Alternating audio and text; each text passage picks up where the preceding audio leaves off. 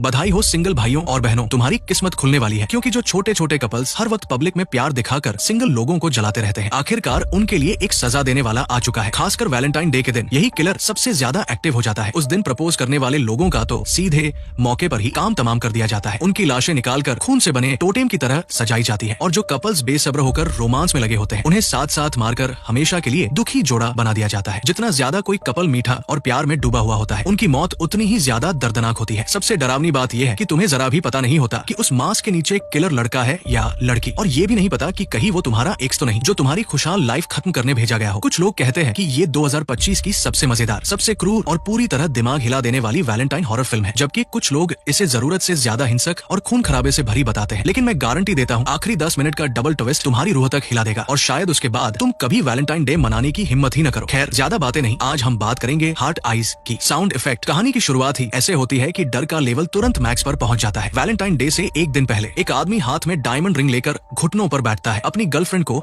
एक perfect romantic proposal देने के लिए, लेकिन लड़की बस एक फोन कॉल उठाने के लिए मुड़ती है और अगले ही पल साउंड इफेक्ट। खुशियों से भरा वो प्रपोजल सीन सेकंडों में खून से लथपथ मौत का मंजर बन जाता है। लड़की डर के मारे जोर से चीख पड़ती है, लेकिन तभी तीरों की बारिश शुरू हो जाती है, जैसे आसमान से मौत बरस रही हो। वो जान बचाने के लिए पूरी ताकत से भागती है, लेकिन उसके टखने को एक तीर आर पार चीर देता है। वो रुकने की हिम्मत नहीं करती, घायल पैर घसीटते हुए लड़खड़ाती भागती हुई पास की एक वाइनरी में घुस जाती है। सामने सिक्योरिटी गार्ड से टकराते ही उसे एक पल के लिए राहत मिलती है। उसे लगता है कि अब वो बच गई, लेकिन किलर बेखौफ उसके पीछे पीछे अंदर घुस आता है। गार्ड जैसे ही पिस्टल निकालता है, ट्रिगर दबाने से पहले ही एक उड़ता हुआ चाकू सीधे उसे लग जाता है और वो मौके पर ही मर जाता है। अब लड़की पूरी तरह टूट चुकी है, उसके पास भागते रहने के अलावा कोई रास्ता नहीं। घबराहट में बिना सोचे समझे वो एक विशाल जूस मशीन के अंदर छिप जाती है। वो सांस रोककर उस तंग जगह में सिकुड़कर बैठ जाती है, इतनी खामोशी से कि जैसे जिंदा ही न हो। जब तक कदमों की आवाज दूर नहीं चली जाती वो हिलती तक नहीं। फिर धीरे धीरे राहत की सांस लेकर बाहर निकलने की कोशिश करती है, लेकिन अगले ही पल उसने खुद को इस लोहे के खोल में बंद तो कर लिया था। सोचा अब सुरक्षित है, पर किलर आराम से स्विच दबाता है और मशीन चालू हो जाती है। तुरंत दो भारी स्टील प्लेटें धीरे धीरे बीच की ओर दबने लगती है। लड़की जितनी भी चीखती है, रोती है, रहम की भीख मांगती है, किलर पर कोई असर नहीं पड़ता। वो बस खामोशी से इस खून से भरे तमाशे का मजा लेता रहता है। और इससे भी ज्यादा डरावनी बात, वो खून से मिले अंगूर के रस को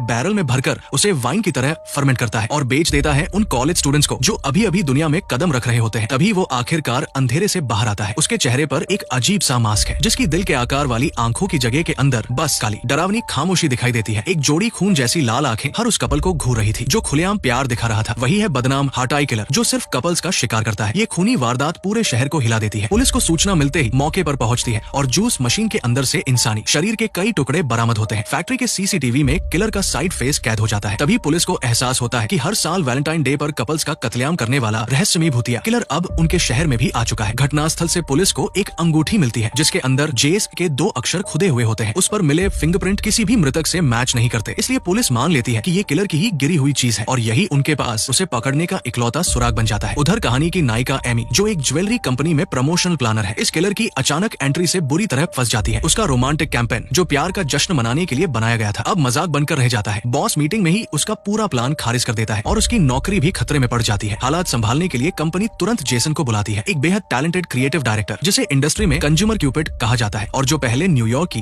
एक बड़ी पब्लिक कंपनी में काम कर चुका है। उसे सीधे ऊपर से भेजा जाता है और एमी को उसका असिस्टेंट बना दिया जाता है। साफ है कंपनी उससे आखिरी बूंद तक काम निकलवाना चाहती है। उसी रात जेसन एमी को डिनर पर चलने का निमंत्रण देता है। ऊपर से तो ये डिनर क्रिएटिव आइडियाज पर चर्चा के लिए था, लेकिन असल में दोनों एक दूसरे को परख रहे थे। बात काम से शुरू होकर प्यार तक पहुंच गई, मगर सोच अलग अलग होने की वजह से कुछ अजीब सी बातचीत के बाद मुलाकात जल्दी खत्म हो गई। लेकिन बाहर निकलते ही एमी अचानक अपने एक्स बॉयफ्रेंड को उसकी नई गर्लफ्रेंड के साथ हाथों में हाथ डाले आते देख लेती है। अपनी इज्जत बचाने के लिए वो झट से जेसन को पकड़ती है और सीधे उसे किस कर देती है। जेसन भी तुरंत समझ जाता है और पूरा साथ देता है। दोनों ऐसे एक्ट करते हैं जैसे गहरी मोहब्बत में हो। फिर वे टैक्सी में बैठकर वहाँ से निकल जाते हैं, पर उन्हें क्या पता था कि यही एक किस उन्हें किलर की मौत वाली लिस्ट में डाल देगी। घर पहुँचने पर एमी को याद आता है कि उसकी चाबी ऑफिस में ही रह गई है। जेसन तुरंत हीरो बनने की कोशिश करता है, दरवाजा तोड़ने की स्टाइल मारता है, लेकिन उल्टा खुद ही घायल हो जाता है। मजबूरन एमी उसे अंदर ले जाकर पट्टी करने लगती है, मगर जैसे ही वो अलमारी खोलती है दोनों के होश उड़ जाते हैं। वे जान बचाकर कमरे से बाहर भागते हैं और दरवाजा अंदर से बंद कर देते हैं। उन्हें लगता है कि फिलहाल सुरक्षित है, लेकिन अगले ही पल बाहर निकलकर वे टैक्सी पकड़कर भागने की कोशिश करते हैं, पर गाड़ी स्टार्ट होते ही ड्राइवर को एक तेज फेंका गया हथियार सीधे लग जाता है और वो वही मर जाता है। एमी टूटकर चीख पड़ती है। किलर जरा भी नहीं रुकता, लगातार उनकी ओर बढ़ता चलाता है। अब दोनों के पास भागते रहने के अलावा कोई रास्ता नहीं। वे एक पार्क में छिप जाते हैं। थोड़ी देर सांस लेने ही वाले होते हैं कि अचानक किलर पीछे से प्रकट होता है और एमी का गला पकड़ लेता है। ये देखकर जेसन वो पास पड़ा ट्रैफिक कोन उठाकर पूरी ताकत से किलर पर दे मारता है, लेकिन किलर पलटकर एक जबरदस्त किक मारता है। वो पीछे गिरता है और उसका सिर जमीन से इतनी जोर से टकराता है कि वह तुरंत बेहोश हो जाता है। उधर बची हुई एमी एक सेकंड भी बर्बाद नहीं करती, मौका मिलते ही भागकर पास के एम्यूजमेंट पार्क में घुस जाती है और एक कैरोसेल के नीचे सिकुड़कर कांपती हुई छिप जाती है। अजीब बात यह होती है कि एमी को न पाकर किलर उसे ढूंढने की बजाय सीधे झूले पर बैठकर झूलने लगता है। ये नजारा एमी को भी पूरी तरह कंफ्यूज कर देता है, लेकिन उसी पल की झिझक में जब वह दोबारा देखती है, किलर गायब हो चुका होता है। अगले ही सेकंड अचानक सारी लाइट्स जल उठती है और कैरोसेल अपने आप घूमना शुरू हो जाता है। तभी किलर भूत की तरह उसके पीछे प्रकट होता है और चाकू से वार करने के लिए हाथ उठाता है। मौत सामने देखकर एमी के अंदर अचानक जबरदस्त ताकत आ जाती है। वो पलटकर पूरी स्पीड से भागती है। किलर भी हार मानने वालों में से नहीं, तुरंत पीछे दौड़ पड़ता है। ताकत और स्पीड के फर्क की वजह से एमी के बचने की उम्मीद लगभग खत्म हो जाती है। जैसे ही चाकू गिरने वाला होता है, अचानक पुलिस सायरन गूंज उठता है, लेकिन राहत की सांस लेने से पहले ही एक और खौफनाक मोड़ सामने आता है। पुलिस घोषणा करती है कि उन्होंने हटाई किलर को पकड़ लिया है और मुख्य संदिग्ध कोई और नहीं बल्कि जेसन है। वजह सिर्फ ये नहीं कि वो घटनास्थल पर मिला, बल्कि उसका नाम भी है। जेसन के नाम के शुरुआती अक्षर वही है जो पहले केस में मिली जेस वाली अंगूठी पर खुदे थे, और किलर का हथियार तथा मास्क भी उसके पास से बरामद होते हैं। सारे सबूत सीधे उसी की ओर इशारा करते हैं। जेसन के पास अपनी सफाई में कहने के लिए कुछ भी नहीं बचता। उसे वहीं से गिरफ्तार करके सीधे पुलिस स्टेशन ले जाया जाता है, क्योंकि पूरी रात दोनों साथ थे। एमी को पूरा यकीन है कि जेसन बेगुनाह है, वो किलर हो ही नहीं सकता। वो बार बार पुलिस को समझाने की कोशिश करती है, लेकिन केस जल्दी बंद करने के चक्कर में पुलिस उसकी एक भी बात नहीं सुनती। यहाँ तक कि महिला पुलिस ऑफिसर जेनी तो जेसन से कबूल करवाने के लिए हनी ट्रैप जैसा तरीका अपनाने की भी कोशिश करती है। तभी अचानक पूरे थाने की बिजली चली जाती है और चारों तरफ डरावनी खामोशी छा जाती है। एमी तुरंत समझ जाती है कि कुछ गड़बड़ है। वो मोटे पुलिस वाले को चेतावनी देती है कि हटाई किलर थाने तक पहुंच चुका है, लेकिन वो इसे मजाक समझकर नजरअंदाज कर देता है जब तक कि वो टॉर्च ऑन नहीं करता। उसी पल एमी को समझ आता है कि एम्यूजमेंट पार्क में अंधेरे में छिपी होने के बावजूद किलर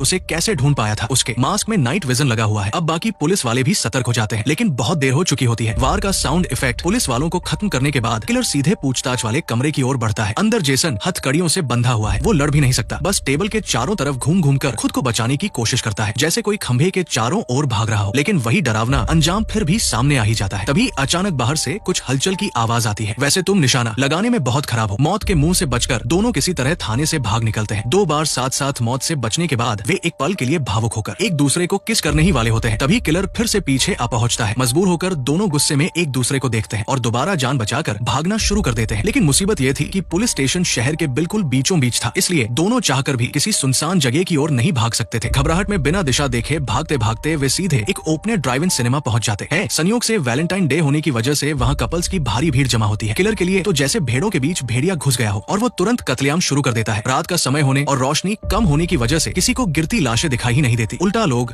उसे किसी अनोखे कॉस्ट्यूम वाले परफॉर्मर की तरह समझते हैं। ये देखकर जेसन और एमी मन ही मन सोचते हैं, जो हो रहा है होने दो, बस हम बच जाएं, और तुरंत भागकर एक कैंपर वैन में छिप जाते हैं। लेकिन अंदर पहले से ही एक रोमांटिक कपल मौजूद होता है। जेसन उन्हें चेतावनी देता है कि हटाई किलर आसपास ही है, पर वे डरने की बजाय इसे और रोमांचक समझने लगते हैं। तभी अगले ही पल खून से लथपथ सच्चाई सामने आते ही अफरा तफरी मच जाती है। पूरा ड्राइव इन थिएटर चीखों से गूंज उठता है। लोग जान बचाकर भागने लगते हैं, जबकि किलर बिना किसी डर के भीड़ के बीच खुलेआम लोगों को मारता जाता है। जेसन एमी को लेकर भागना चाहता है, लेकिन अचानक एमी को लगता है कि किलर यहाँ उनकी वजह से आया है और निर्दोष लोगों की मौत के लिए वे भी जिम्मेदार है, इसलिए उन्हें सामने आकर इसका अंत करना होगा। किलर सचमुच उनकी ओर मुड़ जाता है। जेसन बिल्कुल नहीं डरता। एमी के सामने फिर से हीरो बनने के लिए वो बिना सोचे समझे सीधे किलर पर टूट पड़ता है। नतीजा, जेसन ने अपनी ताकत को थोड़ा ज्यादा ही आंक लिया था, लेकिन लड़ाई में वो अकेला नहीं था। दोनों मिलकर आखिरकार उस खतरनाक हटाई किलर को मार गिराते हैं। मगर जब वे उत्सुकता में उसका मास्क उतारते हैं तो वही जड़ होकर रह जाते हैं, क्योंकि उस आदमी को वे बिल्कुल नहीं पहचानते। सच कहूँ तो यहाँ सवाल ये है कि न पहचानना कोई अजीब बात तो है नहीं, फिर इतना हैरान होने की क्या जरूरत थी। काफी देर बाद पुलिस पहुंचती है और बिना कुछ खास किए सीधे केस बंद कर देती है। हालांकि बाद में कई बार मुलाकात होती है, फिर भी एमी जेसन के साथ अपने रिश्ते को कभी स्वीकार नहीं करती। उल्टा वो महिला पुलिस ऑफिसर जेनी से कहती है कि उसे एयरपोर्ट छोड़ दे, जहाँ से आई थी वही वापस चली जाएगी। इस तरह दोनों जल्दबाजी में विदा ले लेते हैं। शुरुआत में एमी को फर्क नहीं पड़ता, लेकिन घर लौटने के बाद उसे भीतर एक अजीब खालीपन महसूस होता है। तभी उसे एहसास होता है कि वो जेसन से प्यार करने लगी है। पछतावा न रहे इसलिए वो तुरंत एयरपोर्ट की ओर भागती है, लेकिन भीड़ में जेसन कहीं दिखाई नहीं देता। तभी एक अनजान कॉल आती है। हेलो, गुलाब लाल होते हैं, बैंगनी काले, अंदाजा लगाओ कौन मेरे साथ है और वापस नहीं आएगा। एमी घबराकर पूछती है, तुम कौन हो? जवाब आता है, हम पहले मिल चुके हैं, मुझे भूल मत जाना। सेंट वैलेंटाइन चैपल अकेले आओ वरना वो मर जाएगा। एमी तुरंत समझ जाती है कि असली हटाई किलर शायद अभी भी जिंदा है, लेकिन उसके पास सोचने का वक्त नहीं होता। वो अकेले ही जल्दबाजी में चर्च की ओर निकल पड़ती है। दरवाजा खोलते ही वो देखती है जेसन खून से लथपथ हालत में बंधा हुआ है। तभी उसके पीछे धीरे धीरे एक और हटाई किलर उभरकर सामने आता है। जैसे ही वो अपना मास्क उतारता है, एमी का शरीर कांप उठता है, क्योंकि वो उसे पहचानती है। वही आदमी जिससे उसकी मुलाकात पुलिस स्टेशन में कंप्यूटर ठीक करते समय हुई थी, साइमन। एमी हक्की बक्की होकर पूछती है, तो फिर हमने किसे मारा था? हंसी एली, बेचारा बेवकूफ एली। एमी अविश्वास से पूछती है, तुम लोग कपल थे? जवाब आता है, कपल नहीं, थ्रपल। तभी अंधेरे से महिला पुलिस ऑफिसर जेनी बाहर आती है और सारी सच्चाई सामने आ जाती है। असल में हार्ट आई किलर कभी एक व्यक्ति था ही नहीं, बल्कि शुरू से ही एक जोड़ी थी, जेनी और साइमन। उनके नामों के शुरुआती अक्षर मिलकर वही जेएस बनते हैं, जो उस अंगूठी पर खुदे थे और जिसे उन्होंने मारा था। वो असली किलर नहीं बल्कि इस जोड़ी का दीवाना फैन था, जो उनकी नकल कर रहा था। सबसे बेतुकी बात ये कि उनका असली टारगेट तो एमी का एक्स बॉयफ्रेंड था, लेकिन उस जलन भरे किसकी वजह से उन्होंने अपना निशाना बदल दिया। अब जेनी जमीन पर पहले से रखी हुई एक बंदूक की ओर इशारा करती है और कहती है, उसमें सिर्फ एक गोली है और जिंदा सिर्फ एक ही बचेगा। ये उनके हिसाब से सच्चे प्यार की सबसे तेज और सबसे क्रूर परीक्षा है। कांपते हाथों से एमी बंदूक उठाती है। वो स्वार्थी बनकर अकेले बचने का रास्ता नहीं चुनती, बल्कि भागना छोड़कर जेसन के सामने दिल से अपने प्यार का इजहार करने लगती है। मुझे वो कहानी जैसा प्यार चाहिए, वो परफेक्ट एंडिंग, सिर्फ एक रात नहीं। नहीं नहीं नहीं, ऐसा मत करो, नहीं, अरे रुक जाओ, नहीं नहीं, मुझे माफ कर दो एली। हंसी, मुझे छोड़ो। एमी की ये चाल खुद को चोट पहुंचाकर संतुलन बिगाड़ने वाली सीधे हालात पलट देती है। इसके बाद शुरू होती है एक बराबरी की लड़ाई, आदमी बनाम आदमी और औरत बनाम औरत। ओह, ये मिस मत करना। आखिरकार ये खूनी मुकाबला 2 मौतों और 2 गंभीर रूप से घायल लोगों के साथ खत्म होता है और इस रक्तरंजित वैलेंटाइन डे का अध्याय भी